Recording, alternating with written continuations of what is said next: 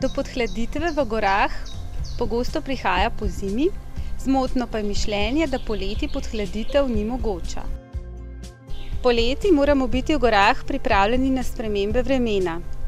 V nahrbtniku je potrebno imeti topla in suha oblačila. V prvi pomoči je obvezna folija.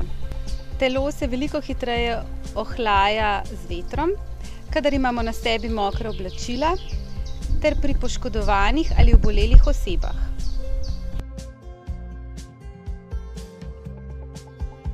Tudi stopnja hidracije vpliva na stopnjo podhladitve, zato s seboj vzemite zadostno količino primerne tekočine.